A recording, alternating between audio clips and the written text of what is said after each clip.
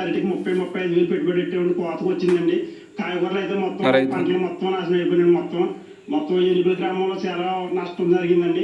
వరదను of చేసి రోడ్లు కూడా మాకు ఏమీ లేవండి. మొత్తం వరద ప్రాంతం అండి అంతా మొత్తం చాలా నష్టపోయేవాడిని. ఏ పంట కూడా ఇంక నిలబడదండి. కొబ్బరి తోట అయినప్పటికీ వాణిజ్య పంటల కింద వ్యవసాయం చేసుకుంటామండి. అవి కూడా మొత్తం పోనీయండి. మేమండి 3 ఎకరాల అరటి తోట వేసానండి.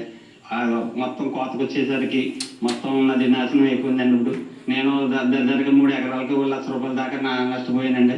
ఎకరం అంటే వేసానండి నేను. అందులో చక్కెర వేయండి మొత్తం పోయిందండి. ఒక 20,000 దాకా పెట్టుబడి పెట్టానండి.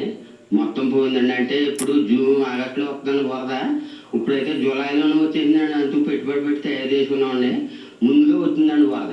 దాని గురించి మొత్తం పోయిందండి. ప్రభుత్వం వారు కొంచెం సహాయం చేయాలని కోరుకుంటున్నాం. కాబట్టి తర్వాత దొండకాయ, టమాటా, వంకాయ, తమలపాకు అయితే అతిగా భారీగా పెట్టుబడి పెడతారు. అవి చేతికి వచ్చేటప్పటికి తీవ్రంగా నష్టపోతారు తమలపాకు రైతులు.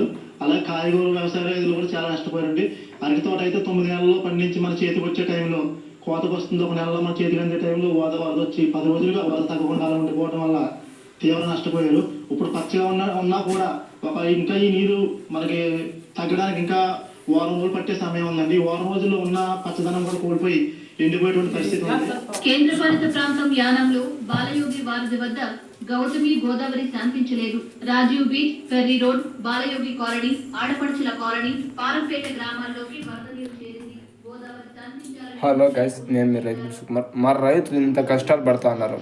అది సాఫ్ట్వేర్ మీరు కష్టపడండి, మీ కుజ్జులు కూర్చునే కాదు. మాకు ఒక రైతులకి ఒక సపోర్ట్ చేసి మాకంటూ ఒక విలువ ఇస్తే, మీరు కుర్చీలో కూర్చున్నారంటే ఈరోజు మా రైతుల వల్లే ఒక లైక్ చేస్తారని రైతుల కోసం నేను మనసారి కొడుతున్నాను. మీరు నేను ఇట్లా అంటానని మీరు ఏమనుకోవద్దు. రైతులు విలువ మీరు కుటుంబాలు ఉంటాయి. చేతులు చేసి సాఫ్ట్వేర్లో పోయిన కొంతమంది ఉన్నారు. పంట రైతు అంటే ఇంత కష్టం, అంటే ఎంత నష్టం వచ్చినా ఎంత కష్టం వచ్చినా పంట పండించి దేశానికి సేవ చేస్తానంటే రైతు గౌరవం. నాకు ఎంతో రైతు అని చెప్పుకుంటే నాకు గౌరవకరం. బాగుంది. ఒక లైక్ చేయండి. నేను మీ రైతు సుకుమార్. నాతో రైతు బిడ్డలు బాగుండాలని, దేశం బాగుండాలని మనసారి కోరుతున్నాను. జై జవాన్ జై కిసాన్. మళ్ళీ వచ్చినంటే తగ్గేదే లేదు. జై సాయిరామ్. జై సాయిరామ్.